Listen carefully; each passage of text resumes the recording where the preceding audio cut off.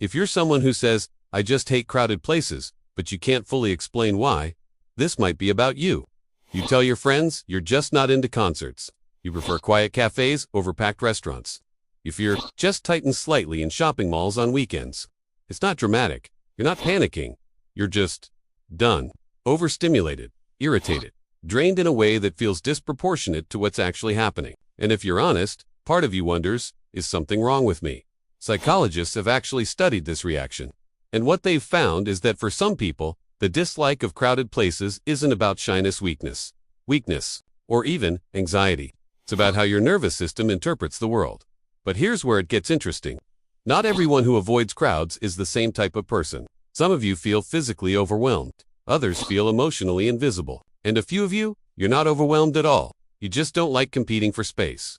At the surface level, it looks simple. You walk into a crowded wedding hall or a busy market. The noise rises. Conversations overlap. Music blares. People brush past you. Your senses start firing all at once. You tell yourself, I need air. That's everyday behavior. But underneath that moment, something else is happening. Your brain is filtering input. And for certain people, that filter is thinner. There's a concept in psychology called sensory processing sensitivity, popularized by psychologist Elaine Aron.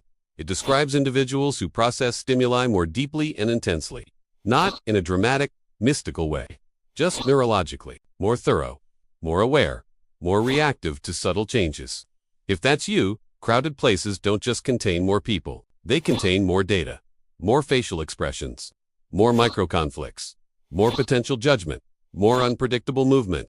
Your brain doesn't skim, it scans. Now here's the split. There are people who walk into a crowd and feel energized. Their dopamine spikes. Their social brain lights up. They experience possibility. Stimulation feels like opportunity. Then there are people who walk into that same space and feel their internal battery draining in real time. Their nervous system shifts slightly into vigilance. Not panic, just alertness. Their body prepares for unpredictability. Which one are you? Carl Jung once described introversion and extroversion not as social skill levels, but as differences in where people draw psychological energy from. It's not about being awkward. It's about where your system refuels. Crowded places are high-output environments. If you're wired to recharge internally, those environments don't just tire you socially, they tax you neurologically. But let's go deeper, because it's not only about introversion. For some people, crowds trigger something more subtle, social comparison. In dense environments, status signals multiply. Who looks confident? Who is attractive? Who is successful? Who belongs? Who doesn't? There's research in social psychology showing that humans constantly assess their position within a group hierarchy, often unconsciously. In a crowd, your brain is running dozens of these calculations per minute. If you're someone who is already self-aware, self-critical, or high in trait anxiety, those microassessments feel louder. You don't just see people, you measure yourself against them, and that's exhausting. But here's the uncomfortable question. Do you dislike crowded places because they overstimulate you, or because they expose you? There's a difference. Overstimulation is sensory. Exposure is psychological. Exposure means there are too many eyes, too many mirrors, too many chances to feel small, unnoticed, or judged. And sometimes we label discomfort as I hate crowds, when what we really mean is I hate how I feel about myself in crowds. That's not a criticism. It's an observation. There's another layer here, too. Evolutionary psychology suggests that humans evolved in small tribes. Your nervous system was designed for manageable group sizes. When you're surrounded by hundreds of strangers, your ancient brain doesn't fully relax. It doesn't categorize everyone as safe. It stays slightly alert. For some people, that alertness is stimulating. For others, it's draining. Now let's separate this into 3 psychological patterns. The first type is the true sensory sensitive. You're the one who notices everything. The flickering lights, the overlapping conversations, the subtle tension between 2 strangers. You don't necessarily feel insecure, you just feel saturated. After an hour in a crowded space, you need silence the way other people need coffee. The second type is the self-monitor. You enter a crowded room and your attention turns inward. How am I standing? Do I look awkward? Should I say something? Are they judging me? Your discomfort isn't the noise. It's the spotlight effect, a psychological bias where we overestimate how much others notice us. Research shows most people are too preoccupied with themselves to analyze you.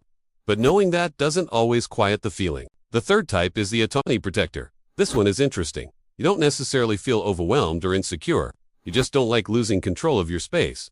Crowds limit movement. They reduce choice. You can't you can't think clearly. You can't breathe metaphorically or literally. For you, it's about agency. Which one are you? And here's where it gets slightly challenging.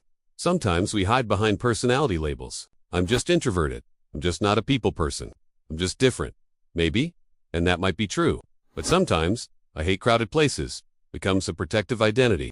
It keeps you from practicing discomfort. It keeps you from testing whether your reaction is fixed or flexible. There's research on exposure therapy showing that gradual exposure to feared or uncomfortable environments can recalibrate the nervous system, not to turn you into someone else, but to widen your tolerance window. So the question isn't, should you force yourself into clubs every weekend? Probably not. The question is, are you avoiding crowds because they genuinely misalign with your wiring, or because they challenge parts of you that feel fragile? That distinction matters. Because if it's wiring, the solution is design. You build a life with more intentional, smaller interactions. You honor your limits. You schedule recovery time. You choose environments that fit your nervous system. But if it's fragility, if crowded places amplify insecurity, fear of judgment, or lack of belonging, then avoidance quietly strengthens those fears. Avoidance feels safe in the short term, but it can shrink your world in the long term. And here's the nuance. You can be both sensitive and avoidant, both wired for depth and slightly afraid of exposure. Humans are layered like that. There's also a cultural factor. Modern life is louder than any environment your ancestors experienced. Notifications, traffic, open-plan offices, constant visual, advertising. Your brain is rarely in true silence. So when you add a crowd on top of that, it's not just a lot. It's cumulative overload. You might not hate crowds, you might just be chronically over. And when you're already at capacity, even normal levels of social density feel intolerable. So maybe the real question isn't, why do I hate crowded places? Maybe it's, what happens inside me when I'm there? Do you feel small? Do you feel invisible? Do you feel trapped? Do you feel judged? Or do you simply feel flooded? The answer tells you which psychological lever is being pulled. And here's something subtle. Some of the most observant, emotionally intelligent, and creative people dislike crowded spaces. Not because they're antisocial, but because they process deeply. They don't skim reality, they absorb it. Depth is a gift, but depth without boundaries becomes exhaustion. So if you're someone who avoids crowded places, don't immediately pathologize yourself. You might simply be wired for lower stimulation and higher meaning. At the same time, don't let that label become a cage. Test yourself, gently. Stay 10 minutes longer than usual. Notice what you're actually feeling. Separate sensory overload from ego discomfort. Separate preference from fear. You don't have to love crowds. You just have to understand your reaction to them, because self-understanding is power. Not the loud kind. The quiet kind. The kind where you stop judging yourself for being too sensitive or too awkward or too different. And instead, you ask a better question. What environment allows me to show up as my best self, and which discomforts are worth growing through? I'm curious which type you resonated with most. The sensory sensitive, the self-monitor, or the autonomy protector? Or maybe you saw pieces of yourself in all three. Let me know in the comments which one felt uncomfortably accurate. This kind of psychological mirror helps you understand yourself a little more clearly. You can stick around.